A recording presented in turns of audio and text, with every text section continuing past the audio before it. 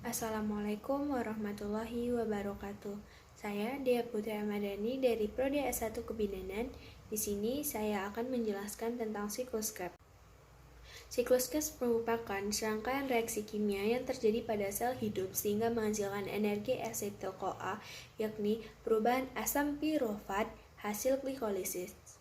Asetil-CoA dengan oksidasi glukosa akan diubah menjadi karbon dioksida dan hidrogen. Siklus ini disebut juga dengan siklus asam sitrat.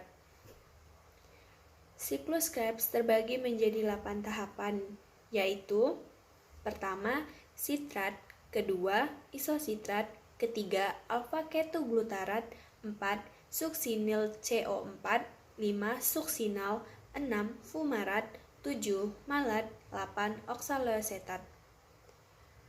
Proses yang pertama yaitu proses pembentukan sitrat.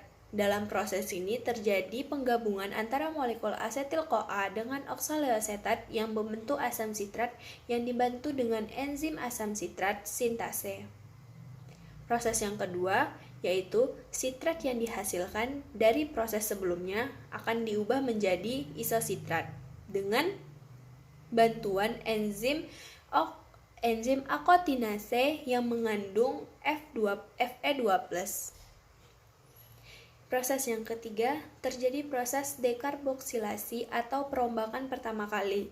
Isositrat yang terbentuk dari tahapan yang sebelumnya dioksidasi menjadi oksalusuksinat oleh enzim isositrat dehidrogenase.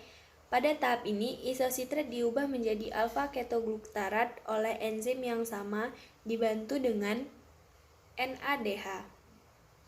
Proses yang keempat, terjadi proses pengubahan alfa ketoglutarat menjadi suksinil-CoA oleh enzim alfa ketoglutarat kompleks dan proses oksidasi. Kemudian proses yang kelima, suksinil-CoA diubah menjadi suksinat. Tidak hanya dibantu dengan enzim tahap pengubahan, ini dibantu juga dengan Mg2+ dan GDP yang bersama fosfat membentuk GTP. GTP inilah yang diubah menjadi ATP sehingga menjadi energi yang dibutuhkan jaringan. Lanjut pada proses ke-6. Tahap ini suksinat akan dioksidasi menjadi fumarat dengan bantuan enzim suksinat dehidrogenase. Lanjut yang ketujuh, pada tahap ketujuh, proses hidrasi. Pada proses ini terjadi penambahan atom hidrogen pada ikatan karbon sehingga menghasilkan produk berupa malat. Yang ke-8, proses yang terakhir, malat dioksidasi untuk menghasilkan oksaloasetat dengan bantuan enzim malat dehidrogenase.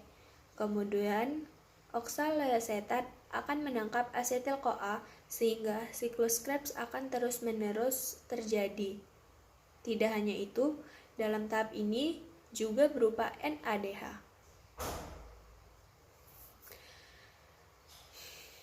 Sekian hasil video atau penjelasan yang dapat saya sampaikan. Apabila ada salah atau kata-kata yang tidak jelas, mohon maaf. Dan saya ucapkan terima kasih. Wassalamualaikum warahmatullahi wabarakatuh.